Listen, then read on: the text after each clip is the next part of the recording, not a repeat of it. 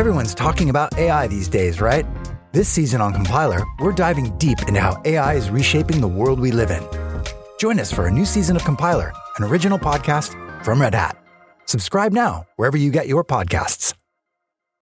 Are you feeling overwhelmed by hormonal changes? If you're a woman, you're not alone. With over 1,000 hormone disruptors in our environment, it's no wonder things can feel out of balance. On top of that, natural changes like PMS, menopause, and other life stages can leave you feeling tired, irritable, and trapped in a constant battle with your body. But here's the good news. You don't have to suffer through it. Hormone Harmony by Happy Mammoth is here to help. This herbal formula fine-tunes your hormones, balancing estrogen, testosterone, and even stress hormones like cortisol, which can contribute to weight gain, racing thoughts, poor sleep, and more. With over 40,000 five-star reviews and a bottle selling every 24 seconds, the results speak for themselves. Ready to feel like yourself again? For a limited time, get 15% off your first order at happymammoth.com using code NEXTCHAPTER at checkout. Visit happymammoth.com today and get your old self back naturally. Hey everybody, it's Sam. We've got a little bit different episode again this week because I am traveling to Omaha, Nebraska to take part in Operation Frodo, where with about 16 or 17 other automotive journalists, we are going to be driving about 22 dogs rescued in Nebraska to their new forever homes in Portland, Oregon. Nicole is attending a wedding this weekend, and Robbie is taking care of some family stuff. So what we've got is a couple of segments and a couple of interviews.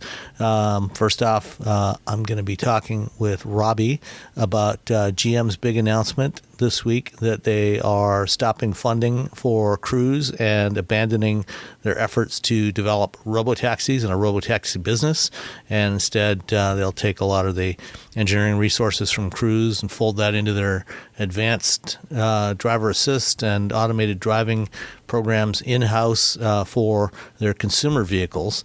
And then after that, I'll be talking with Chad Kirchner about the new Dodge Charger Daytona, and then a couple of interviews with the CEO of Dodge and the chief engineer on the Charger. All that coming up next. All right. I'm here with Robbie now. This kind of a weird episode with a bunch of segments I'm stitching together. But I wanted to talk to you, Robbie, about what happened with Cruise this week, GM's big announcement. Well, I mean, I've been saying this for a while. Robotaxis aren't going to be profitable for at least a decade. And GM threw about $10 billion at Cruise. And when you're looking at the thing is that, self-driving cars, robotaxis, those look great, for investors. The stock market really loves AI right now. But at the end of the day, when you're running an actual for real car company, and you have to decide, okay, are we going to continue to throw billions of dollars at this thing that is, it's sort of tarnished our name at one point. A little bit. And it's driving around within a confined area is fine, but it's not the promise of autonomous vehicles. It's not the promise of robotaxis, and it's just really, really expensive. And there's a lot of there's far more things that GM should be spending money on, to be honest. Their electrification strategy, and they had a lot of issues with software, and $10 billion would have purchased a lot of really good developers, is all I'm saying. Yeah. Well, and just last week, or it was last week or the week before, they announced a $5 billion write-off to reorganize their operations in China. Because one of the challenges that GM and a bunch of other non-Chinese automakers have had is, they were doing great in China, generating some major profits in China. And then in the last 3-4 years, the market has just pivoted almost overnight, where a lot of Chinese car buyers were happy to buy Buicks and Cadillacs and Lincolns and BMWs and Mercedes, and other non-Chinese brands, because they felt they were better than what the Chinese domestic companies were producing. And now, with the big transition to EVs and China, I think this year, most recent number I saw was that 46% of Chinese sales now are electric, or electrified, EREVs and EVs, and almost the vast majority of those are Chinese domestic brands, especially BYD. And so, GM's sales in China have dropped by half in the last 4 years. And so, they're having to do major restructuring there. So they had a $5 billion write down. Plus, you got all the things that are going on here with electrification and all the uncertainty. And they needed to look, where can we stop burning so much money?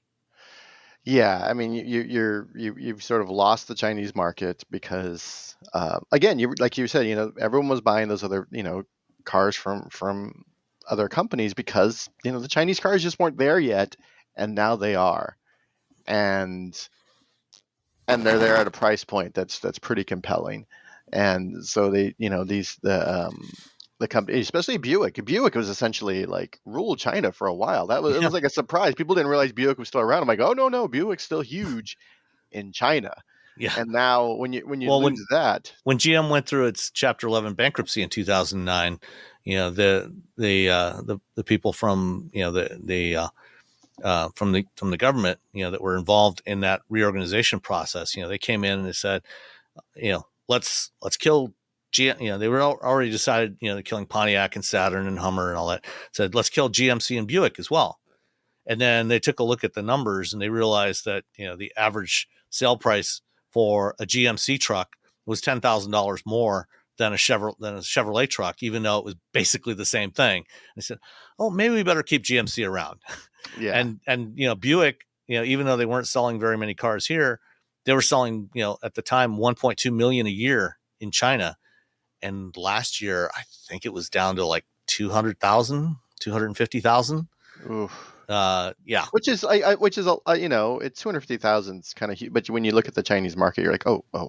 Yeah, it's a 28 million unit market this year. It's almost twice the size of the U.S. market.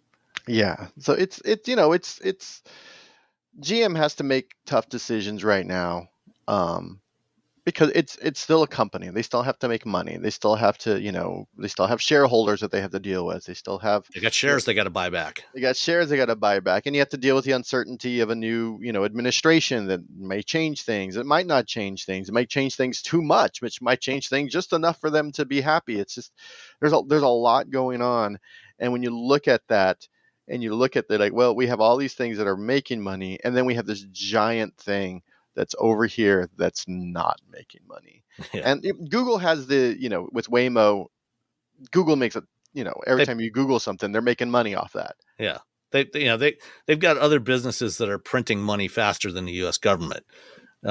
So, they can afford to subsidize Waymo for the foreseeable future. Well, I mean, we'll see what happens with the antitrust cases, but yeah, but even if Waymo, like, let's say Waymo wins, it's not like Google's not building cars. No, they're going to sell that software to everyone.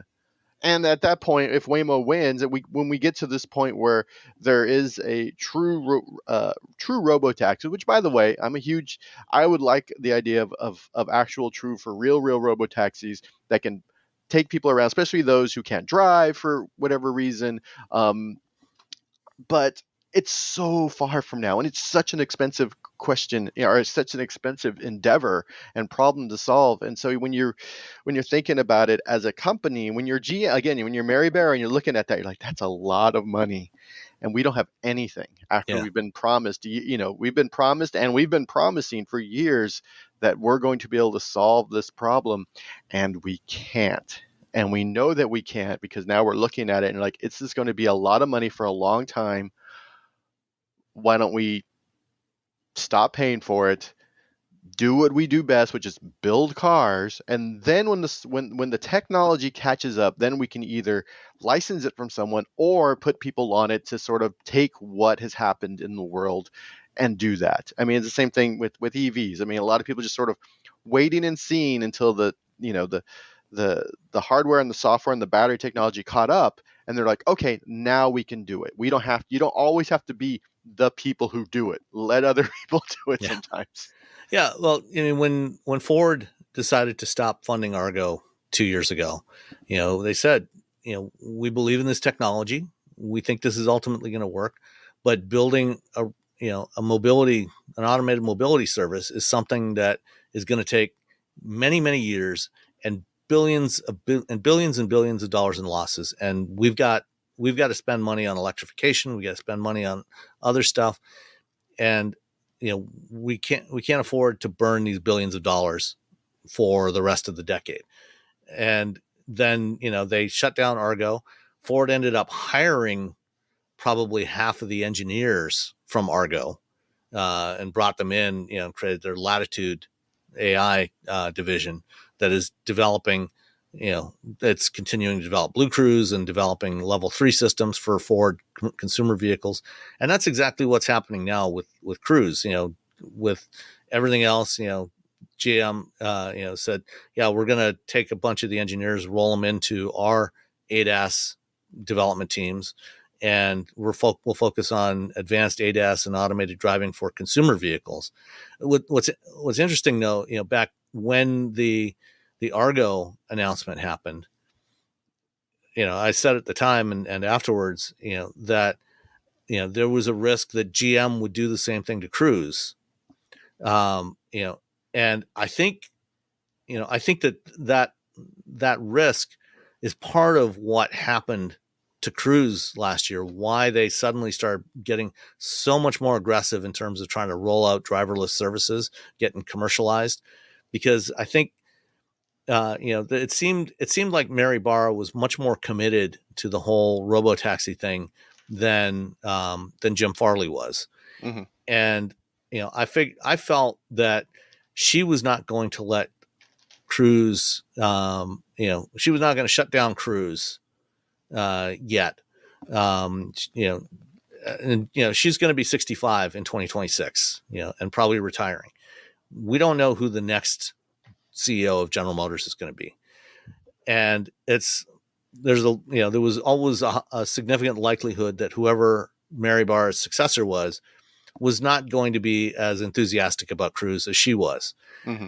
And so, I think that Kyle Vogt, the co-founder of Cruise, former CEO of Cruise, probably felt that and figured, okay, we have to move fast now and establish our commercial business, start generating some serious revenues in the next couple of years, so that when Mary does step down, then whoever comes next, looks at it and says, oh, okay, these guys are generating, a couple of $1 billion a year in real revenue. They're still losing a ton of money, but they're generating significant revenue. Maybe this is something we stick with for a while. So I think he was trying to get it established to the point where a successor, would not pull the plug on it. But they moved too fast, put stuff out there before it was ready. And that's how you ended up with all the issues they had last year with the crash, with the pedestrian that got dragged under the car. And, so they took a lot of shortcuts. Mm-hmm. And now, as a result of that, they still end up back with the scenario that Kyle Vogt was originally afraid of.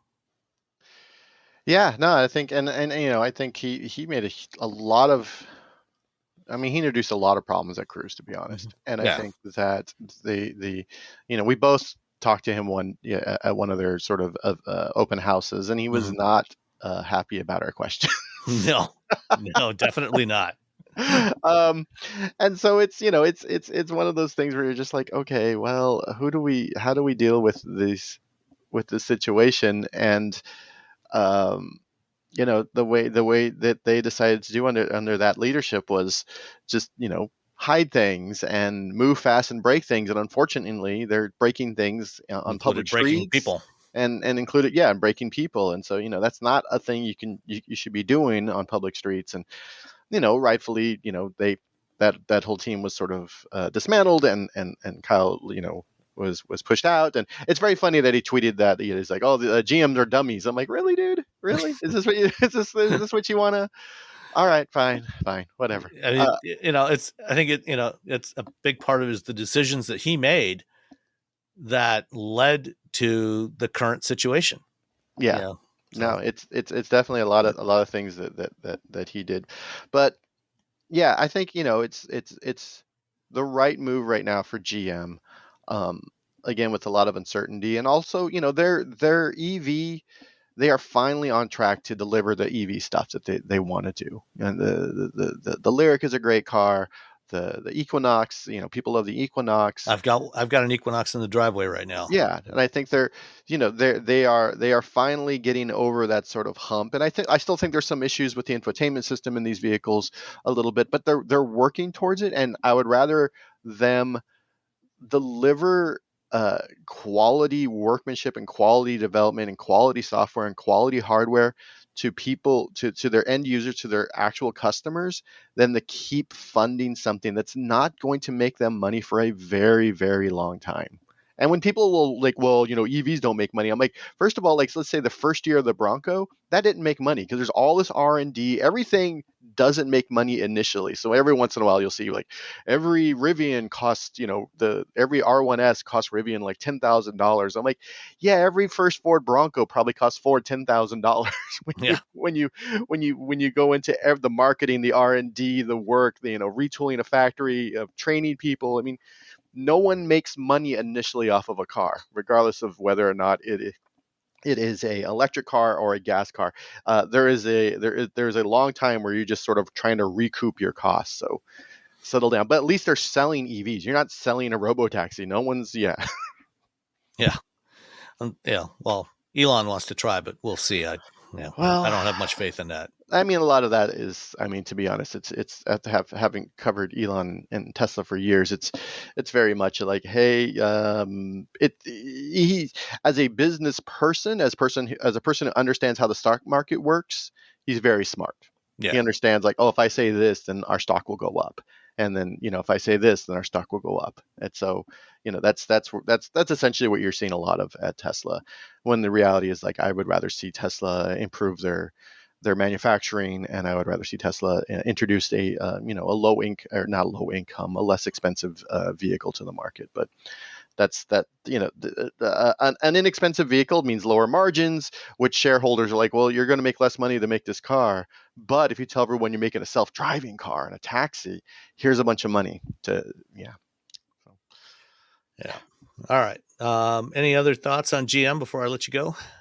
No, I mean, I think I mean, it sucks for the people at Cruise. I'm sure there's a lot of people who work really hard. Hopefully they all get jobs, a lot of them get jobs at GM, and I hope that a lot of them find jobs at other startups, or maybe at Tesla or somewhere else, because, this is a super, super, super, super hard problem to solve. Yeah. It is not, it is not something easy, and people work really hard on this, and, thank you for doing that, because we still, I would still like this to be a reality. It's just such a hard problem to solve. Yeah. The potential societal benefits are huge, in terms of getting people around, potentially, long-term reducing the cost of transportation, giving people access to mobility who can't drive for whatever reason, and safety.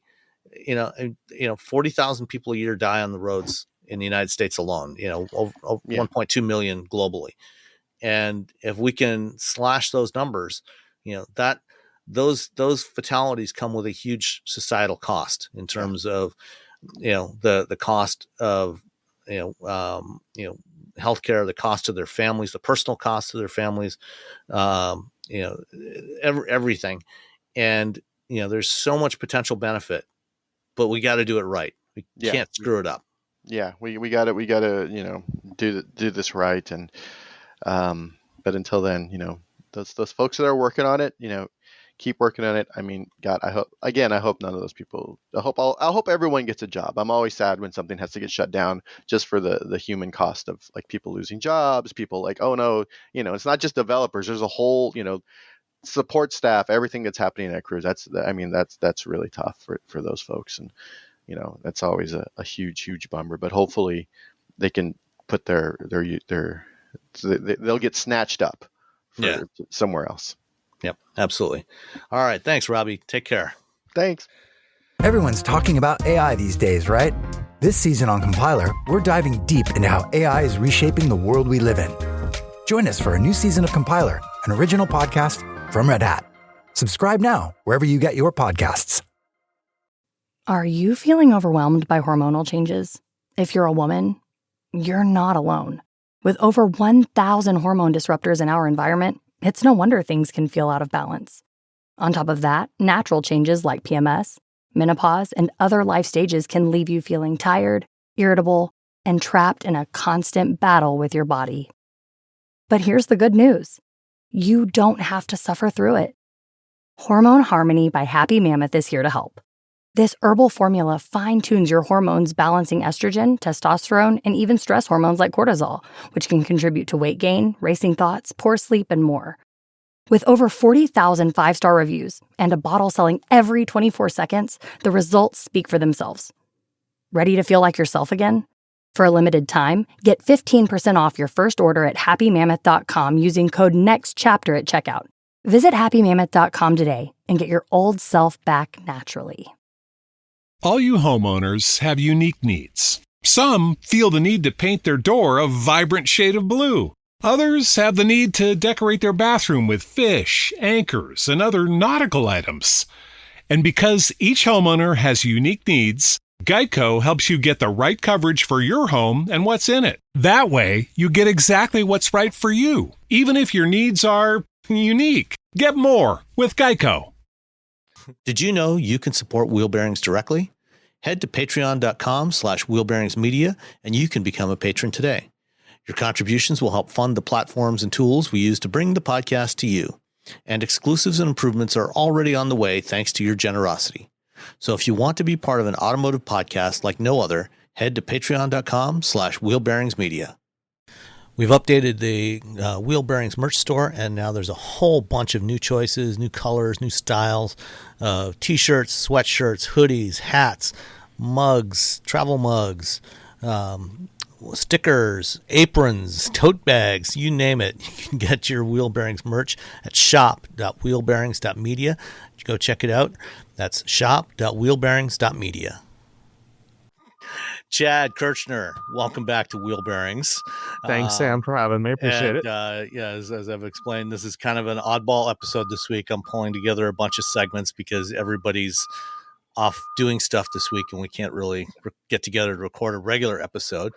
But yeah, everybody's somewhere. It feels like. Well, I mean, tomorrow, as we're recording this about this time tomorrow, I should be on a plane heading to Omaha, Nebraska, to drive a couple of dozen dogs across the country.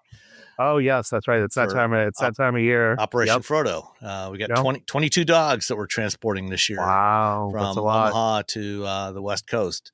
Right. So looking forward to that. But before I do that, I'm trying to put a show together for everybody because Nicole is she's at a wedding this weekend, and Robbie's off taking care of some family stuff.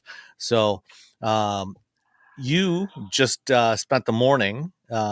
You're in Phoenix driving something that I drove last Friday. Yes. Or Thursday. Whatever day. Yeah, Thursday. Whatever. Someday. I don't know. I don't even know what day today is, to be honest. I know. I was in Munich earlier this week. I had like a quick turnaround. I spent, I don't know, less than 48 hours in Munich. Flew all the way there. Charger Daytona. That is the Dodge Charger Daytona. The Dodge Charger Daytona. Oh, don't say that, please. No, actually not. American E-Muscle, as Tim Kuniskis called it. As American E-Muscle, though Tim Kuniskis is, I didn't have his return to Ram trucks on my bingo card this year, but I don't think anybody did. So we're here in Phoenix. at the Radford Racing School, which used to be Bob Bondurant's thing before he basically retired and was sold the place and whatever. And the reason why we're here is to do street and, believe it or not, track drives of the new electric Charger Daytona. So the Charger Daytona is the first of the replacements of the old Charger and Challenger, which I believe, correct me if I'm wrong, was based on a platform that more or less came out in 1998. Somewhere in the E-Class? late 90s, somewhere between 96 and 98. I'm not sure exactly which year. I think the first iteration might have come out as early as 96 or 97. And yeah, that LX platform is based, at least in part, on that that Mercedes platform, because at the time, Chrysler was part of Daimler Chrysler, and so the folks in Germany allowed them to use some of their obsolete components. And it actually, as old as that platform was, it actually worked surprisingly well still. I will say that they managed to really optimize. They used every part of the pig. Excuse the the analogy, but like they really and the thing was, like, even as the car got, really old, it still drove well. You could still put some new stuff in it. The rear seats in the Charger, I think, was where you really kind of noticed that old platform, because you didn't have as much leg room as you would in, let's say, a modern Camry or an Accord or things like that. I think that's kind of where you suffered. But really, the driving experience has always been, at least I thought, has always been pretty solid. But this is all new. This is built on Stella Large, which is their multi-energy, full-size platform, modular, whatever, blah, blah, blah. That is underpinning this. It's underpinning Wagoneer S. It's underpinning Recon, I believe. And other stuff potentially yet to come. Yeah, and other stuff yet to come. Maybe the entire new Chrysler lineup, if that ever appears. Maybe. And this is a very different experience. And not just because there is electric motors instead of a Hellcat up front, but it is the first true, I'll say, high performance Dodge Charger or Challenger that has all-wheel drive. They did all-wheel drive, of course, on V6 models in the old generations. All-wheel drive variants with V6s, and also police cars. The police version. But still nothing with the 600 some horsepower that you can get on the Scat Pack here. So this is kind of like their first real high performance, mass produced all-wheel drive. At least as a Dodge, because there was the Jeep Grand Cherokee Trackhawk with and also the Durango Hellcat was also the Durango Hellcat. So as a car, as either a sedan or a coupe for sure, and it also is it's Dodge's foray into trying to make an electric. They're trying to answer the question of what an electric Dodge muscle car is. And I came into this drive with a big question mark because I don't know what that answer is. I'll defer you a little bit on it, but I also still kind of have a few question marks. Like I drove both versions of the car. So at launch, so showing up with dealers maybe before the end of the year, if you live sort of close to Windsor. At launch, there's going to be an RT version with the Stage 1 upgrade. And then there's going to be a Scat Pack that comes with the Stage 2 upgrade. And those are the two launch two-doors. At the beginning of next year, earliest next year, there'll be 4-door versions of that. And then mid to late next year is the gas powered, the Hurricane straight six with 8-speed, I believe. Yeah. I mean, not to jump all the way to the end, but I like the car, but it didn't have as much fizz as maybe I'd hoped for. It's weird because I have because my main question is almost sort of who is this car for? Because the most anti-EV sort of people out there are the ones that kind of are big VA Dodge fans, or they're, big gas guzzling truck kind of fans. And this is sort of like the antithesis of the antithesis, like all of that. Like, this is so different. It's quick. I mean, with the Scat Pack 2, with its power shot mode, it's like 660 horsepower, which, I mean, it's proper quick. I mean, all EVs are quick. Yeah. Well, I mean, it's quicker than the Hellcat Red Eye Charger and Challenger were. Yes. It's about 0.3 quicker to 60, even though it has less power and less torque than that Red Eye Hellcat had, and it's heavier. In part because it's got that all-wheel drive, it can actually put the power and the torque is instantaneous. So except every time that I launched the car, I would spin the tires. So as this car kind of sits right now, at least today, it's still very tire limited in performance. Were you driving? You haven't driven it on the track yet, right? I haven't. Yeah. So the street cars, at least when we were there last week, the street cars were on Goodyear all season tires. They were not on the summer tires. So the cars that are on the track and the drag strip and the drift, those are running on summer performance tires. So Goodyear Eagle F1 something. That explains my lack of traction. They actually have more grip. Yeah. Okay. I thought it was a little bit temperature because it was a little bit cooler this morning. So I just thought maybe we didn't have enough temperature in the tires, but that probably contributed as well. And the biggest news is the Fradsonic exhaust. I'm doing air quotes. I know this is an audio podcast, so like air quotes don't work, but this Fradsonic chambered exhaust. So basically, it's somewhere underneath the car. It's a speaker. Because at the end of the day, it's still computer generated. A speaker and a resonance chamber to help amplify it and give it some and then it runs through some pipage for tuning, and then out the back, I guess. Yeah. And it's Dodge's take on artificial sort of like engine enhancement kind of noise, which isn't new to EVs. They're definitely not the first person to try this.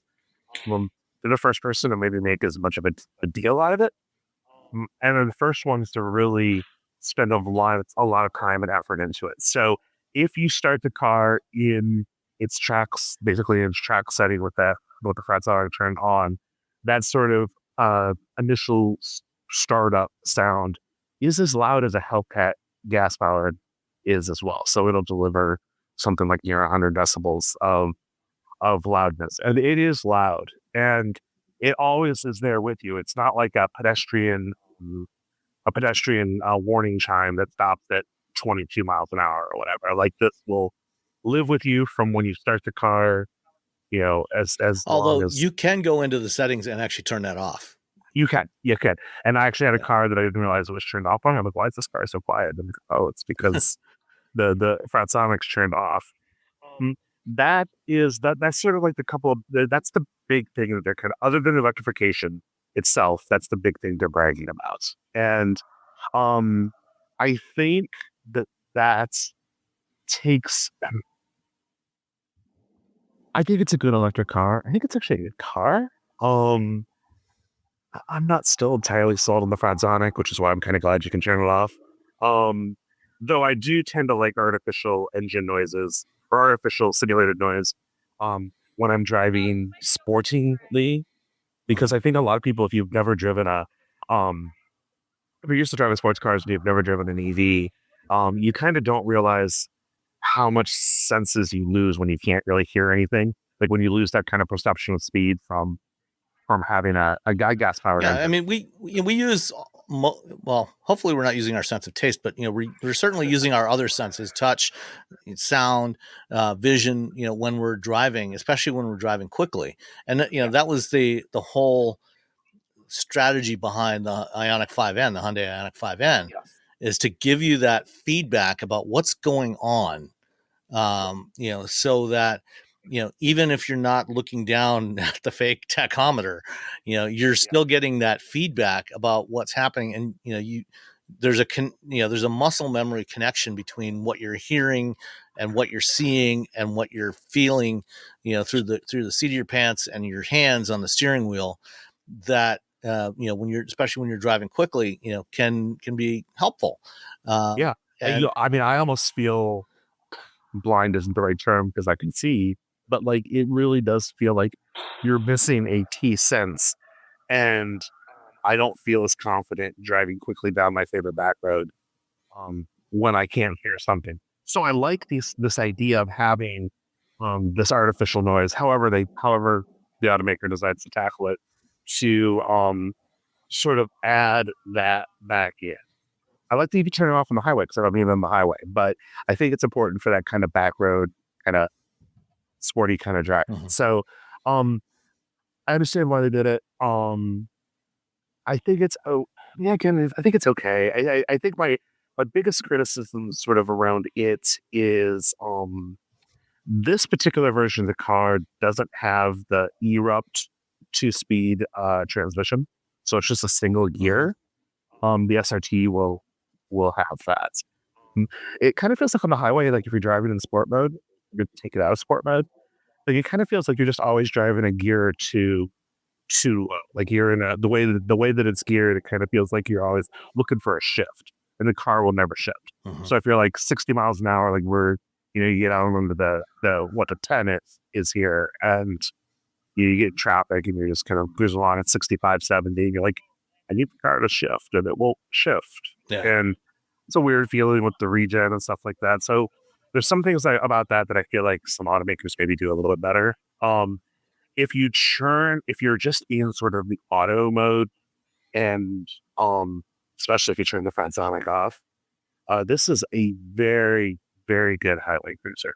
Whether it's the RT version or whether it's the Scat Pack, both are incredibly quiet at speed. Maybe I'm going deaf, but like I didn't notice any wind noise or very, very. It is really good. It was very quiet on the highway. And I was really impressed with the refinement of the car. Yeah, and if you accidentally strayed into speed limits that would get you arrested, like it does a really good job at trying to do that thing that all German fast sedans do, which kind of feel like, because they're designed to go on the Autobahn, it kind of feels like 80 miles an hour is too easy. Like if you've driven like a fast German sedan, you know what I'm talking about. And this does a good job at trying to do that. Like it really does feel like a car that you can cover ground very quickly.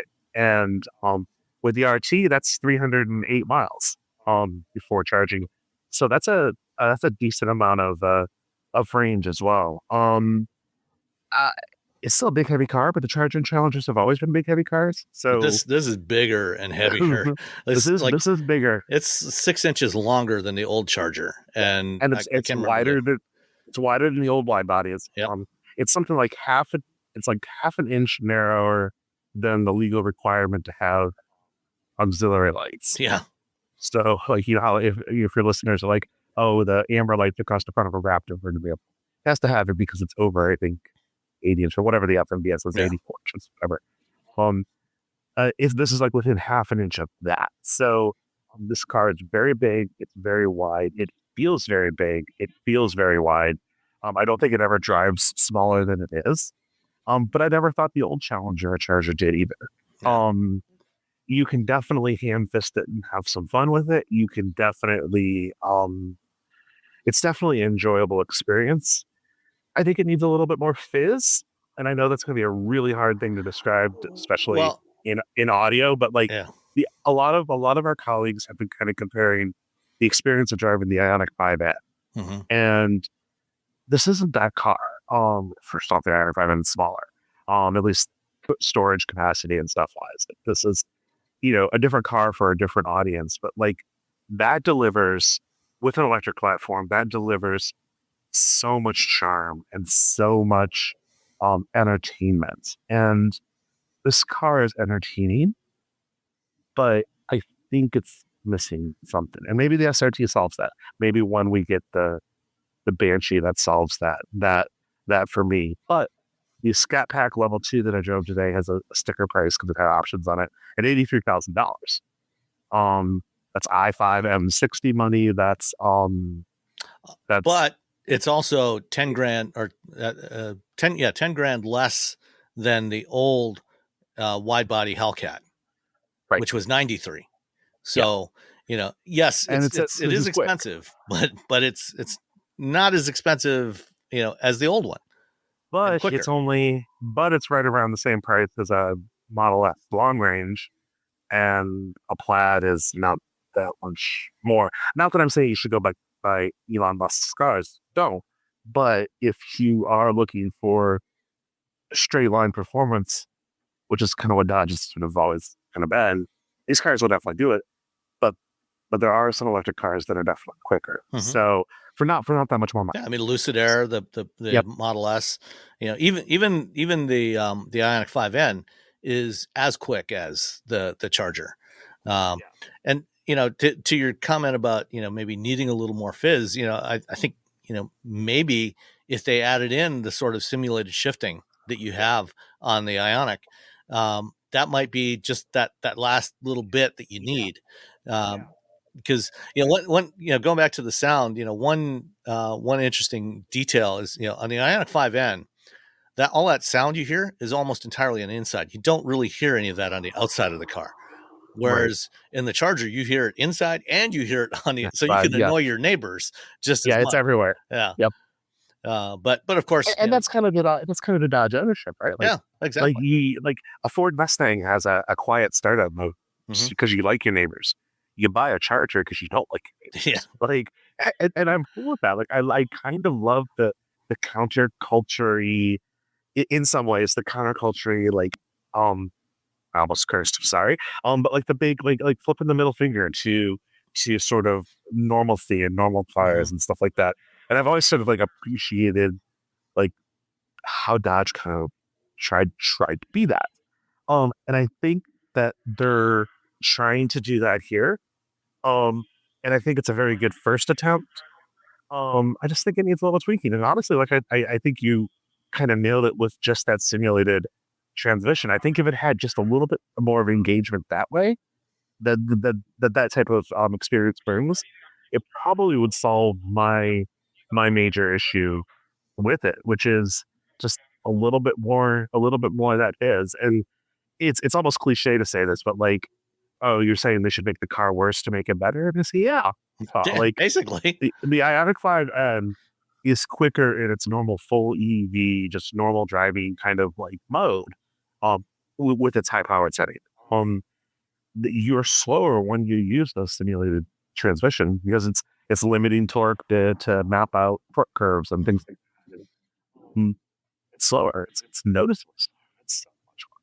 And I think they should have done that here. And I think that would solve my issue there. And I'm hoping that when the SRT version, which as of now is still probably going to be called Banshee, as of 20 minutes ago, Matt said he's like the plan, then that will have a 2-speed transmission. And hopefully that delivers, kind of some of that experience back. The Taycan has that 2-speed. It's not the same as obviously the simulated 8 that's in an Ioniq 5N, but it does add a little bit more of that kind of feel, I think, to the car. But the great thing about this is that all of that stuff in the Ioniq 5N is done in software. And the Charger already has paddles on the steering wheel that under normal conditions are used for tapping the regen up or down, which is the same as the Hyundai. And so you could easily throw in a software update with simulated shifting and use those same paddles just as you do on the Ioniq 5N. So you could do the same thing and you could give it different sounds. And I'm sure it's only a matter of time before we start seeing software update packs available through Mopar, that enable all kinds of things, there's all kinds of possibilities. I think they've got the core of a really good car there. Yes. Absolutely. This is for, if certain other cars didn't exist and this was Dodge's first attempt at this, I think it'd be saying, oh, hey, it's brilliant. It's a very, very good first effort, honestly. And you kind of don't need to count the Fiat 500e. Like, this is the first Stellantis North America, like, real, like, electric car. And I think they're 90% of the way there. And there's some things I didn't even talk about. The space. It has a front trunk that's bigger than the GMP cars. It's not quite as big as like a Tesla Model Y or a Mach-E, but still a good amount of space. And you have that lift back. There's so much. It's so practical to have a giant hatch open in the back of your two-door coupe to throw stuff in, whether it's a new set of tires, to go to the track with. That was the example they gave back in the early part of this year when they first showed us the car. Is they said, with the lift back, you can, and you fold the back seats down, you can fit 4 tires in there, 4 wheels and tires. And so you can go to your track day, put your track tires in the back, or go to the drag strip, get there, and put a jack in there, get there, swap out your tires to have your fun. And then when you're ready to go home, put your street tires back on, and all that stuff fits in the car. And it's pretty impressive. And according to, I don't want to overstep on anything that you talked to Audrey about, but earlier I was asking her about track mode, because that limits your power by a decent amount, but it's designed so you can repeatedly do, laps at a track with that.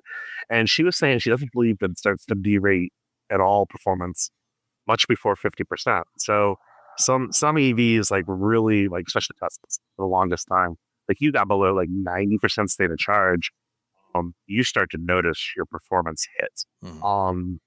So to know that they put some effort into it to, make sure you could really go through a whole lapping session, whether it's a 20-minute session or 10 laps at X track or whatever, like, knowing that they have that thought process in there, I think is smart engineering. I still think this car is too heavy to go to anything other than a drag strip. But that's me. Yeah, I mean, it's nearly 3 tons. It's like 5,800 pounds. And the reality is, most people are not going to take this to a road circuit. They're going to take it to the drag strip. And there's going to be more of these direct connection upgrade kits, and of course, the Banshee version that are going to be, significantly quicker than this. Yeah, that'll be 800 volt, that'll have a 2-speed transmission, so it'll have a much higher top speed. These are all limited to, these all have a top speed of 135. I think it's the way they're geared. I don't think it's electronic limitation, but the Banshee should be fun, and it's still supposedly on target. So obviously there's a lot of concern. I was just looking at the Sponroni on the Sky High earlier. Like 35 parts and carts content was from Mexico, and they're built in Windsor. So the batteries are coming from Hungary, from a Samsung plant in Hungary. So the tariffs are going to hit parts as they go one way, and then the tariffs are going to hit back, and it's. Again, sorry, I'm putting my arms up in the air, shrugging. Sorry, listeners, but like I think that's kind of a big unknown right now that has nothing to do with the car. Yeah, by the end of next year, probably they should start getting batteries from the Stellantis Samsung joint venture plant in Indiana. So that will help and should make it eligible for tax credits on a purchase. You can get the 7,500 now on a lease. And assuming that those tax credits don't disappear in the next 12 months, and once they have the U.S. built batteries, then that'll help as well. If it were me, if I were making an actual buying recommendation, I drive a lot of fast cars, drive a lot of fast EVs. Honestly, the Stage 1 RT is more than enough performance for most people. Check whatever options you want. Like, if you want the fancier seats, or if you want the carbon interior or whatever, like, check those boxes if you want them. But unless you have to have the fastest car on the block, the fastest charger on the block, the RT, I think, is the best and quote unquote value. The reality is, most people, bought the Pentastar Chargers and Challengers before. I mean, you heard from the Hellcat owners, but the reality is most people bought the Pentastar, or the base 5.7 V8. And it should be worth noting that like this RT is quicker than by far way quicker than those. Like this is, you still get all of the good stuff because it's electric, and you still get the good looking aspect of the car. And I do think this car looks really good, especially in person. Photos don't necessarily do it justice with the proportions. I think in reality looks awesome. Yeah, the red looks great. I love that R-wing front end. I think I love that more than any other design element of the car.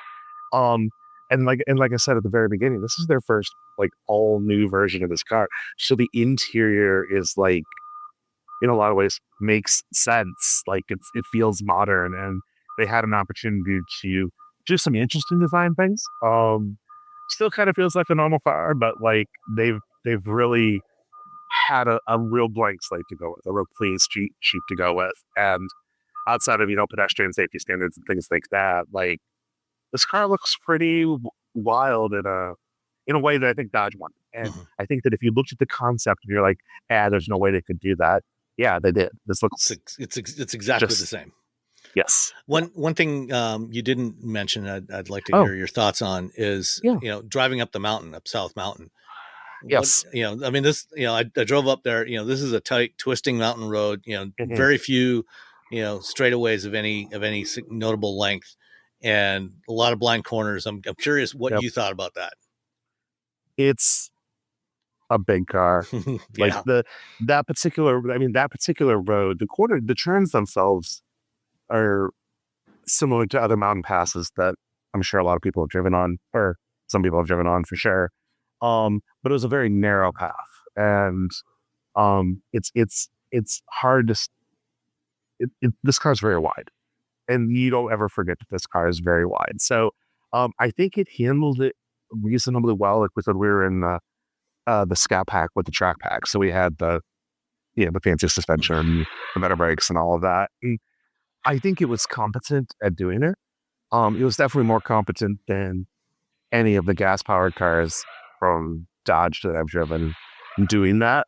And I never get bored of like an instant power out of it. Like you never have to wait. So even if you screw the corner up, you can easily fix your mistake by just hitting the go pedal. It's not my cup of tea in this car. I think I would rather be in something smaller, whether it's a dedicated sports car like a Miata or a BRZ or something like that, or even something that, even the Ioniq 5N feels smaller because it is narrower.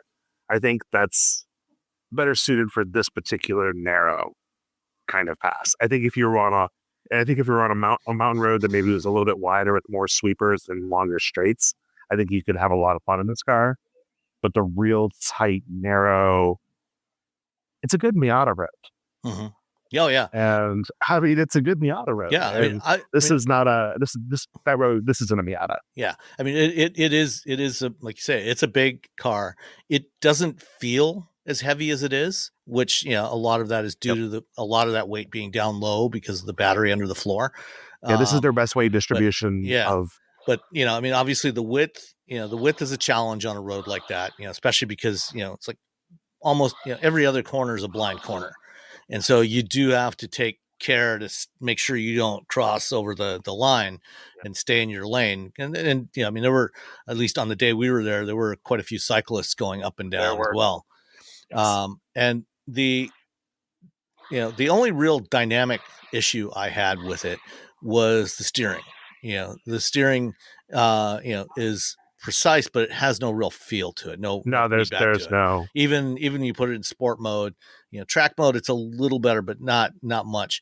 And so there's not really any steering feedback. But aside from that, the rest of it, it behaves really well as long as you take care to stay within the lane. Yeah, and if you do sort of have to do kind of a more of a handover, like kind of a turn, like if they're a really sharp turn, I don't necessarily care for the squircle either. Yeah.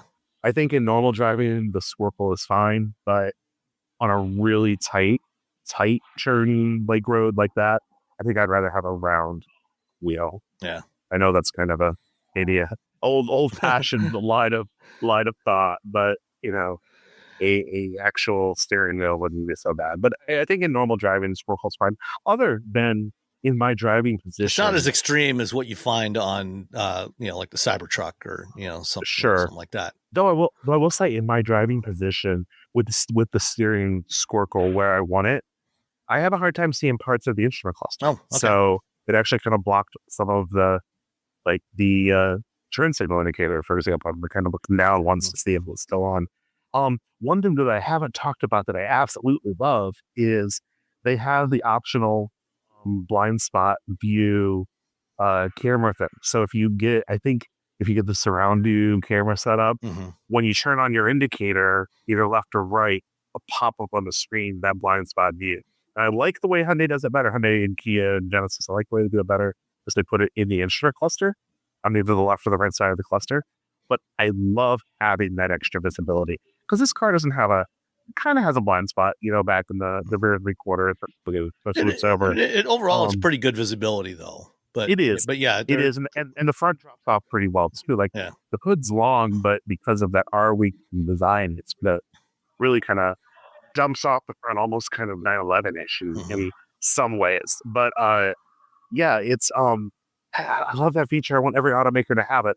I'd rather have it in the cluster, but I'd like having it, and that's a cool. I mean, I'm glad that Lamcos has it available, and I look forward to seeing it on more cars. So if I were going to spend my money today, I would get some bright colored version of the RT probably is what I would do, or wait for the Banshee, which would probably be 100 grams. I don't know, and I'm sure there's people that are super excited for the gas version. I've driven the truck with the Hurricane in it. I like it. I don't know how that's going to translate the car. Yeah, we'll find out. I suppose the car is, it'll the 6-cylinder car will probably be close to 1,000 pounds lighter than the Daytona. So that's going to put it somewhere 4,900 pound range. So not light, but lighter than a Ram 1500. So it should, I'm sure it'll be fine. But I think for me, the story that I wrote up for the Utopian, the way I ended up is like, even if you are a V8 fan, and I'm a fan of V8 engines, I love the way they sound and feel. Same. Set aside your preconceptions, take one for a test drive, and then decide, if you like it or not. Because I think for a lot of people, they will like it. And this may be a lot of people's first EVs too. Don't for those listening, don't necessarily view my criticism as being like all of these things are deal breakers. It's just you and I, fortunately with what we do, we have a certain context that a lot of people, don't have. And we also have personal preferences that, maybe vary from person to person. And this is a very good looking, very quick car. Like I said, I do think I wish it was the gear change thing. I wish it did it. But I wish I could do a burnout. I can't do a burnout. All-wheel drive doesn't really make that when easy. You put it in drift mode, you can. Okay, we'll do a full. Because when you put it in drift mode, it actually turns off the front motor, so it becomes rear wheel drive. And then I can just put my foot on the brake and do a real need a new set of tires burnout. Oh yeah. They went through a lot of sets of tires last week when I'm going to have afternoon session on the pad there with the drift mode. I am going to have to go try that then because I want to be able to do that because that's the cool. I mean, that's the cool thing about a muscle car is being able to waste money on tires. Yeah, and when you put it in drift mode and you will simply shred those rear tires. And my favorite brand of tire, I don't know if anybody knows this, is the Not My Tire brand. Those are the best kind.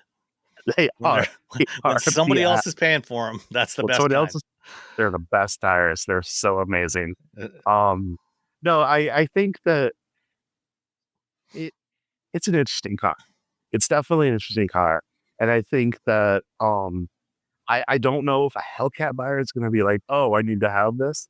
But you brought it up, Matt brought it up earlier. There's a lot of V6 buyers out there, and they're going to drive this thing. Their minds are going to melt because it's going to be so much performance and so much just good experience. And I think as I sat in the back seat of that thing, and there's a lot of room back there. Yeah, there's 4 extra inches of knee room or leg room than in the outgoing Charger, and cargo space capacity. This has 133% more space than the outgoing Charger. Yeah. So, and it's usable because of the lift back as opposed to the tiny trunk opening that the old Charger had. As a family car, this is interesting. I was driving with Mike Sutton from Car and Driver, and he came up with an interesting way of describing it, that this is really more of an alternative to the SUV coupes, like an XXM or something like that. Yes. As opposed to necessarily just being a pure coupe or sedan, and if you look at, because, you do sit a little bit higher than you do in the old Charger Challenger because you've got the battery in there. And, so you've got some of that slightly higher H point that you get in a lot of crossovers. And if you, from that perspective, it makes a very interesting family hauler. And if you don't spec the sport seats, if you just get the normal seats, it's super easy to get in and out of. The sport seats, because I'm fat, are a little bit more difficult. I still like them, but the regular seats, especially again with that little bit higher H point, it's excellent. No, I think that's a great, this is I like that a lot because I don't like crossover coupes at all. So they're stupid. And this, because it's an entirely new platform, they can do clever things like that. So I think this makes it a good family car with over 300 miles of range on the RT. I think it's a pretty solid EV. Yes, it's only 400 volt peak DC fast charge rate, isn't as much as on maybe like the Hyundai, but most people are charging at home anyways, and that's really what you should do. The biggest criticisms, on the EV specific part, is it's launching with a CCS charger or CCS connector, and that 400 volt charging architecture just isn't as quick to charge. I think it peaks at, I don't remember what the peak charge rate was. They were saying that they've seen between 220 and 240. Okay, so that's kilowatts, which is that's about what you get with the Hyundais and Kias. Yeah, with 800 235 out of those, and we'll see how long it can actually sustain that charge rate. But I think they're saying they're officially saying 20 to 80% charge in about 24 minutes. I hate that they use 20 to 80%. I know. It's 10. Just do 10. Do 10. They're like, well, why not do 20? I'm like, because 10 is better. Yeah. Did they quote you at all? Because the actual usable size of the pack, because they were quoting today was the only number they're saying is 100.5 kilowatt hours. Okay. I heard somebody say 93 or 94 usable at some point. Yeah, it could be. Yeah, no, I think as an EV, I think it's competent. And I wouldn't even balk too much at that range difference with the i4, or I'm sorry, not the i4, with the Scat Pack Stage 2, because that i5 M60 that I had recently also had 240 miles of range. Yeah. So I think high performance EVs and outside of Plaid that's kind of the range you get. Yeah. And we'll see, how conservative they're being on those numbers. I mean, it may turn out that, real world numbers may be a little better than that. I need to harass our friend Kristen to make sure I can get one soon so I can actually charge test it and range test it and stuff like that. So, but overall it's fun. Yeah. And I think it's awesome. I'm assuming, I mean, what was your 2-second take? I don't, for myself, I don't necessarily want a car that big, but if I needed a big, 4-5 passenger car, that I wanted to have a lot of fun with, this would probably be the one. I mean, I love the way it looks. I thought, aside from the steering feel, I thought that it drives great. it was a lot of fun on the track. It was a lot of fun to drift it, especially with, that particular brand of somebody else's tires. Yeah, it's the best brand. Yeah.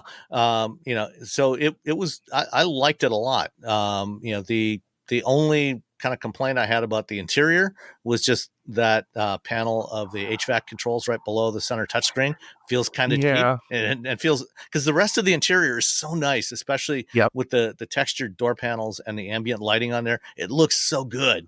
That one little thing that makes it one little thing stand out so much, but it's not a deal breaker. One other thing I noticed, and I'm going to spoil people with it now too, is that they clearly weren't with the same headliner supplier as in the old car, because it still kind of has that a little bit cheap kind of feel, like scruffiness to it. Like it looks and feels just like the old headliner in the old car, which is fine. I don't care, but there's some areas that kind of feel a little sus. That panel is, I like that there's a real button. Like I appreciate that there's a real button for changing the climate stuff. But yeah, but overall, my picking is very nit. It's not, Yeah, I'm looking forward to spending more time with one, when they get them back here in the Detroit fleet, and hopefully, when it's a little bit warmer out. Yeah. I mean, it was 70. It's 67 now. Then it was 15 when I got on the plane yesterday. So yeah, well, it was like 17 this morning when I walked the dogs. So I was kind of hoping I can stay here. Maybe I can stay here. All right. Well, I appreciate the opportunity to talk about it. Yeah. Thanks so much for taking the time, Chad. Appreciate it. And thank you. And enjoy the sun and go shred some tires. I plan on it. For sure. Right. Bye. Next up is a conversation with Matt McAlear, the CEO of the Dodge brand at Stellantis. Can't remember. All right, Matt McAlear. This is the first fully electric Dodge. It's the first American e-muscle car. What, I guess, how do you feel about how this car turned out? I couldn't be happier with how it turned out. I think, we set out with the 4 golden rules. It had to look like a Dodge, had to feel like a Dodge, had to drive like a Dodge, and it had to sound like a Dodge. And quite frankly, the designers, the engineering team, it came together incredible in my opinion. But I think the best part is it's not an EV. It's a better muscle car. It just happens to have an EV powertrain for these 2 trims. But it's also going to have ICE powertrains. This is a true multi-energy lineup, and we're using electrification to enable better performance than we saw in our outgoing muscle cars, which is exciting. There's obviously been a lot of consternation from fans of the Hellcat about, despite the fact that this car is quicker and has a lot of advantages, the fact that it doesn't have a V8 in it. How do you convince those people? I think it's going to take time. I think as they start to see them on the streets, as they start to lose them at the drag strip, see one down the street, see one, at the office, see one in the school parking lot, or pull up in the line, they're going to be intrigued. They're going to be, wait, maybe I need to go test drive one. Maybe they go into the dealership for an oil change. Maybe they take one out for an hour for a spin. Seeing it in person, hearing it in person, and actually driving it is so much different than anything that you can experience over the internet or any other forms of media. I think, every place we take this vehicle, the reaction is overwhelming. People say, well, I didn't realize, that's not what I was expecting. You truly just need to give it a chance to get behind the wheel. But for those that aren't quite ready for technology, we have the ICE powertrains coming. We have some phenomenal inline 6s coming with up to 550 horsepower. But at the end of the day, if they want the quicker 0 to 60, if they want to outperform the Hellcat Red Eye wide body that they had last year, they better give the Scat Pack a chance. Is Dodge actively doing any sort of programs to try to bring those people in, the skeptics, and get them to drive? Because I agree. Once you get behind the wheel and you experience it firsthand, it's a very different thing than reading the stories about it. And so are you doing anything to, any sort of programs or anything for the consumers, for the owners of Hellcats?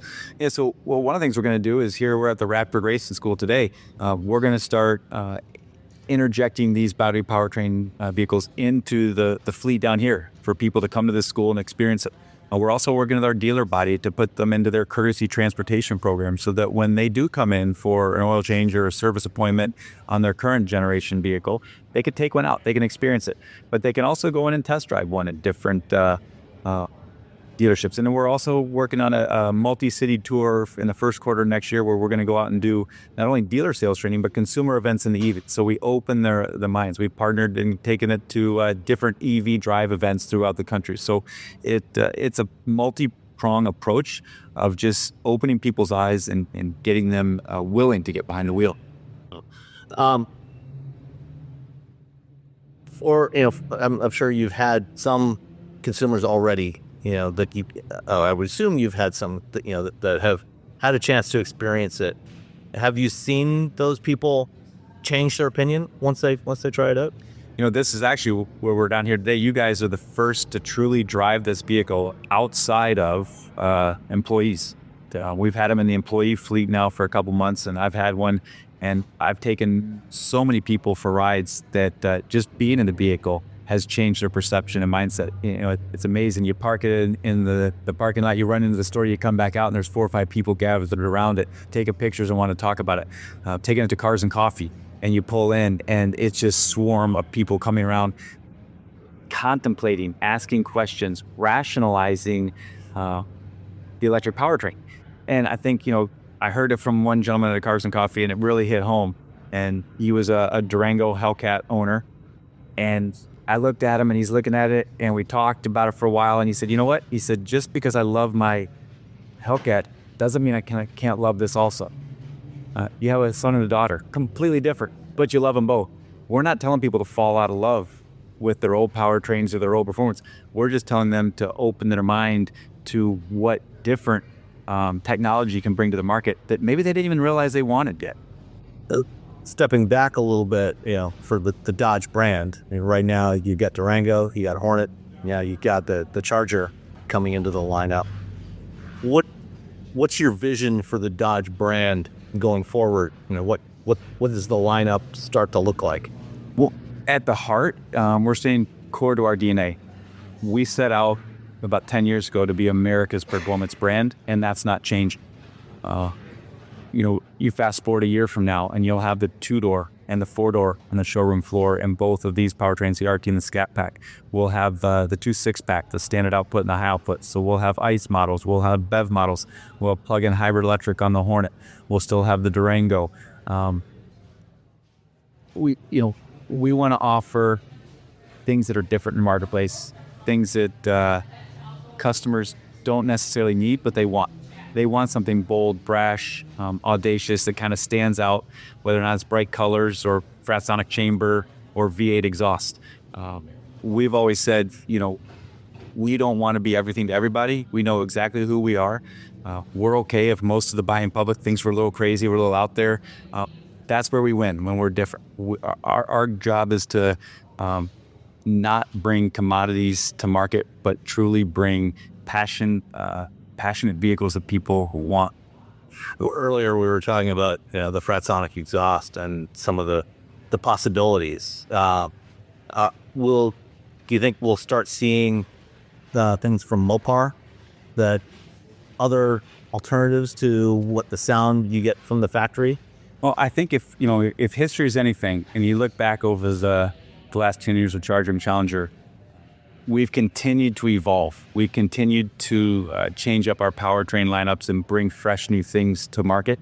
I don't think that's going to be any different with this vehicle. This opens up a whole new line of opportunities that we can do, and we're just getting started. I mean, these are just the first 2 powertrains to come. We've got more coming next year, and as you said, who knows where we go with different things like Fratsonic and other different things that we're looking at. Okay.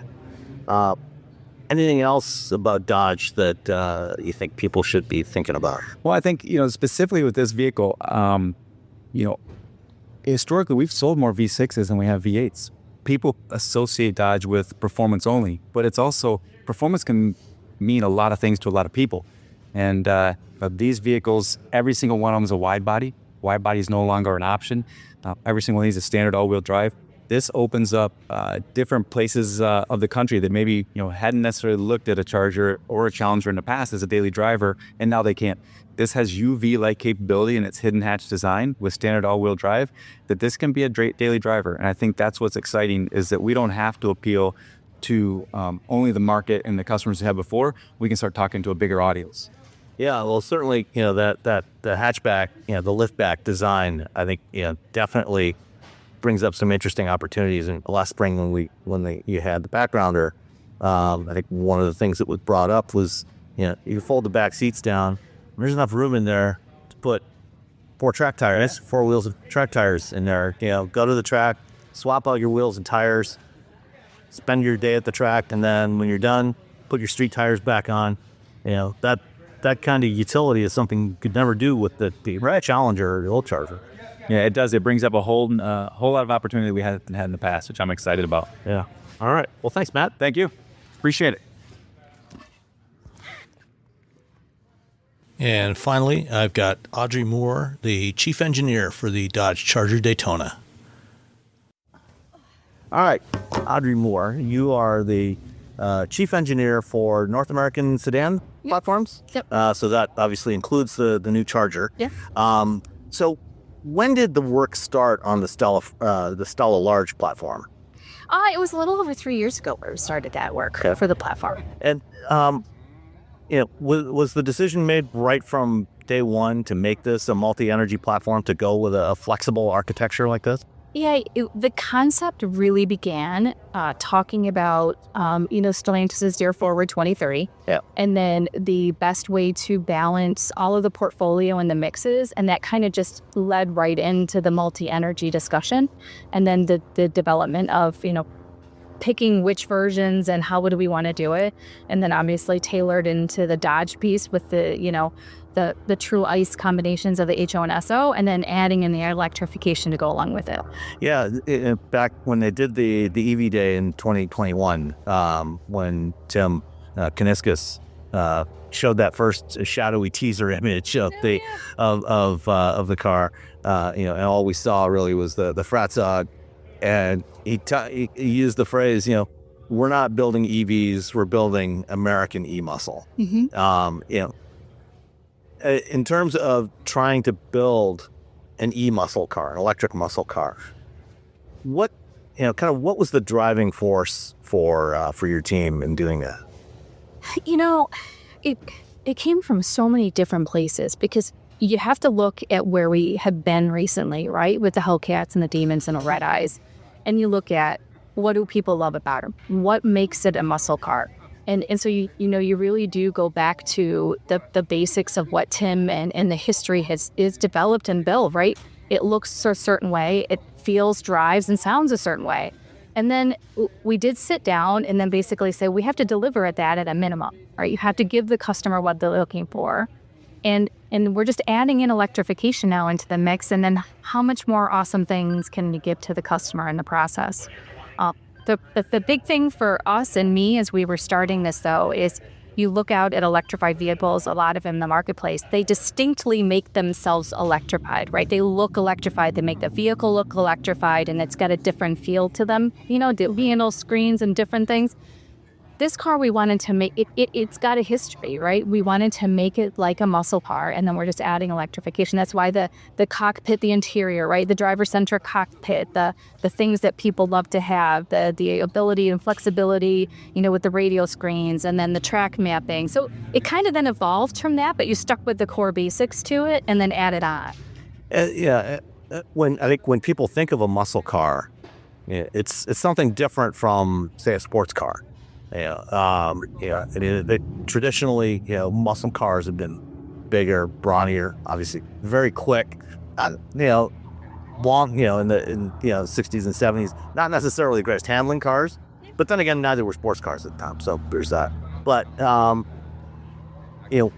what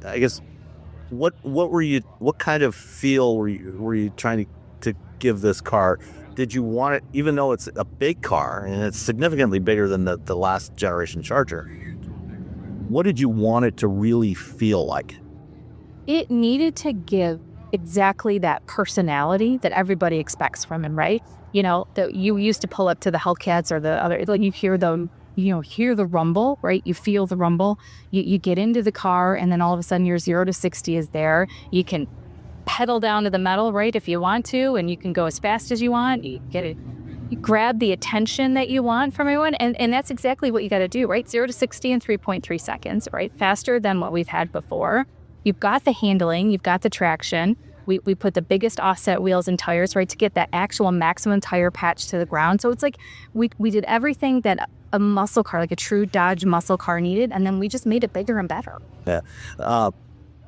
In designing the propulsion system for this thing, the electric motors, the power electronics and everything, did you do anything different or unique in developing that? Was there anything that you were trying to tackle, looking at the rest of the EV industry? Was there anything that you did specifically different or unique for this platform and particularly for this car to make sure that it delivered what customers, the people that were used to Hellcats would expect? The 0 to 60 performance is obviously a big one. Quarter mile, right? You got to be able, and the drag racing, the ability, and that the raw, and I hate to use the word raw, but it's really true. That true electrified power being so quick at your fingertips, right? That is a huge piece to this. But then you also look at from utilizing as maximum of that from the EDM as you can, right, to get that. But then it's like you also have to consider, and a lot of the electrified vehicles don't. We still have to do track, right? In 10 minutes at the track, our metrics for that to be able to drive that car over long term, full throttle braking. So we had to. Yeah, because one of the challenges with an EV is cooling the motors, cooling the battery, and the electronics. So you had to consider both ends of the spectrum, like the short-term burst versus the long-term, driving piece of it. And then, as usual, just like the other muscle cars, you go right from the track and then you go right onto the road and you can drive home, right? So but there was that added play into it that a lot of the other, electrified cars, there's still a few out there that are trying to be the track performance type, but there's not a lot that have to consider that or not. What you refer to as the EDM, the electric drive module, that is combining the motor, the gear set, and also the electronics, the power electronics, all as part of that. 3-in-1. Yep. Okay. And for cooling of that, is that liquid cooled, oil cooled? How do you manage the thermals on that? It's liquid cooled, so we have the coolant system that goes through that. So it's complicated electronic system, our coolant system for the vehicle. And then we also have, from a battery cooling, we also have from a motor and battery side, we have the preconditioning, right? So you have to still do all the things that people think for an electrified vehicle, because it's like you have to be able to do the race prep, right? So you're prepping the batteries and such, and then you've also got to do the cabin conditioning pieces, right? So you got to warm it up for those cold Michigan winters like we're having right now, right? So it's like, yes, you have to do all of those different things. So for the track modes or the drag modes, do you have to wait a little bit to get the battery up to the optimal temperature before you do a launch? Is that You don't have to, but there's a race prep to make certain that it's optimized so that you get the best performance, right? You can go out and do it. It's just that, you get the best performance when it's prepped to the right parameter. And how long does that process typically take to? The race prep. I'm trying to remember the last time I ran it. I think it was only just a few minutes, about 5 minutes or so. Okay. Yeah. The battery itself, you mentioned the Samsung SDI cells in there, so prismatic can cells. Yep. Is that an NMC chemistry and nickel manganese cobalt? Anything unique or different that you've done there, or is that similar to? I think the Jeep 4xEs. They use the Samsung batteries too, right? I don't know the 4xEs. I don't work on the Jeep stuff very much. I apologize. I can't answer that. Okay. Nothing crazy about the battery itself. We took, the Samsung modules. We're getting them from Hungary to start with. We're putting the packs together. From our perspective, it was just making certain from a battery design that the way that it bolts to the vehicle, that, the floor pan itself, you have to make certain that you can bolt the battery, get it up off the ground, and make certain that you're clear for the muscle car.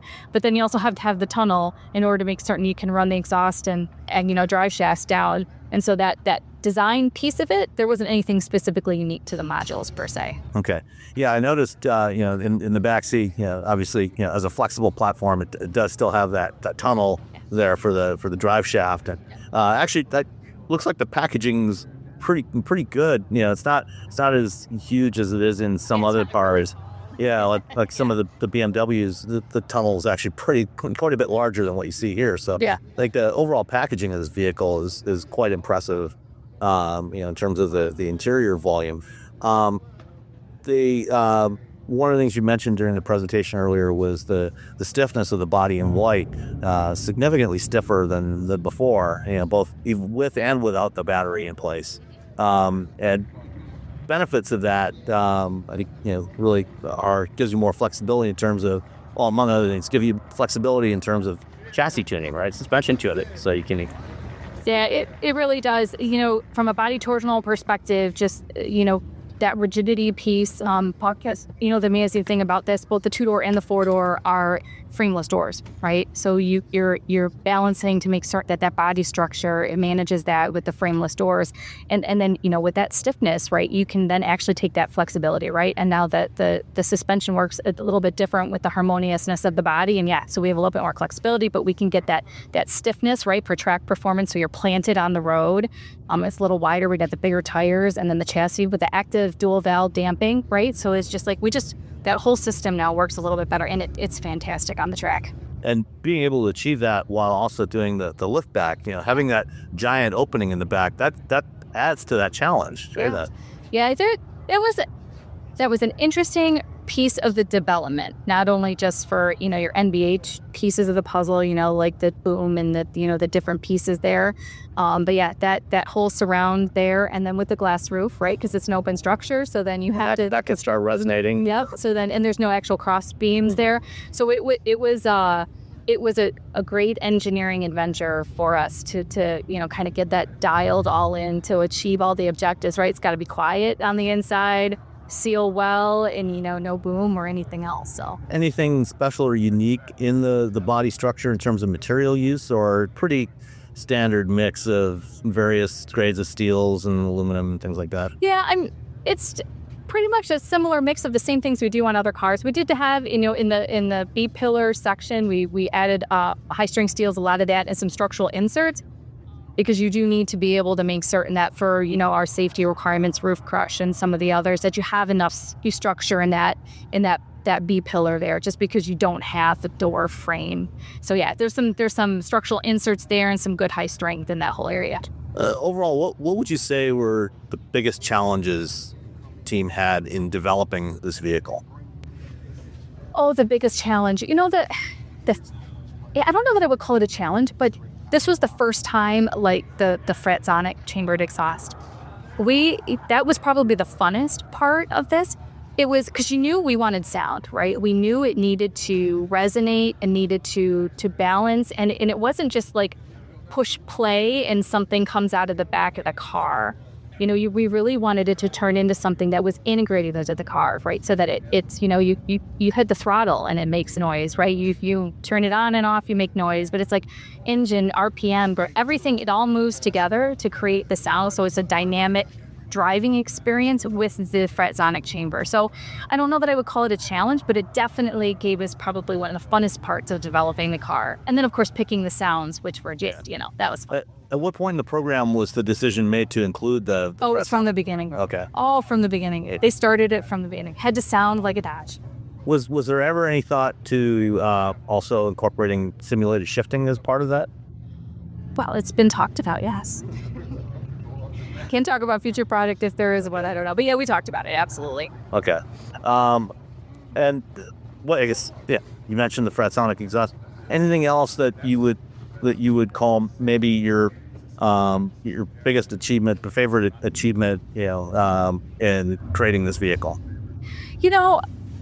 I have to say I've always loved, when you get into the car and you can just do whatever you want. So from my perspective, and don't tell the Dodge guys sometimes, but being able to do all the stuff that you can do in this, and some days you can turn everything off and you can just drive really fast and quiet and calm, or, and then the next time you can turn that on and it's like, you can turn the inside ambient to red and you can turn it on drag and you can drive down the street really loud. And, I think the ability to be flexible with this car and to do all the things that you can, to me, is just one of the best things about it. Can you control the interior sound independently of the exterior? Or cannot. But that has been some of the feedback that I think the cool thing about this is I think I see places where we can go in the future potentially and all of these different things. So I'm looking forward to maybe what comes next.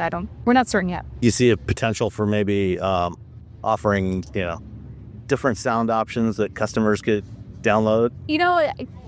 That would be interesting. I'm interested in learning and hearing what people's feedback is, because I think there's probably going to be a lot of discussion about that moving forward.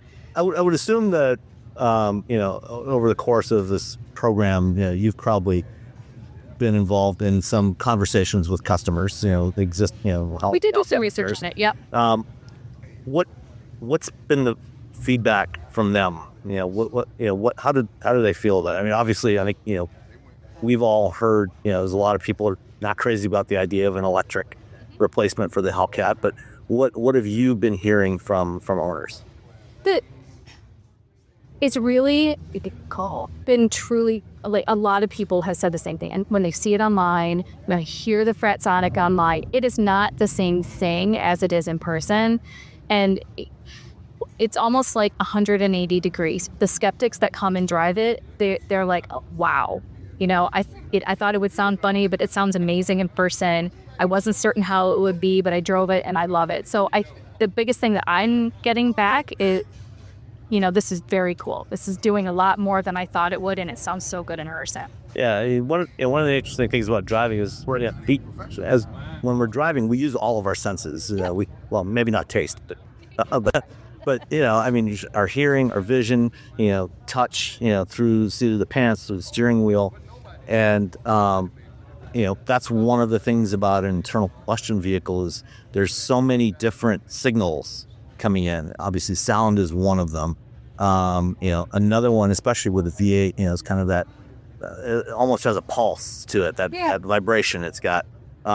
Was there ever any thought to maybe trying to replicate some of that, to give that V8 pulse as part of it? Yeah. Well, with the Fratsonic sound system, we actually went and measured the sounds of, like, the turbine that was out there, a V8, right, a V6. We went out and actually, looked at how the sounds of those, the decibel levels and where they come in at.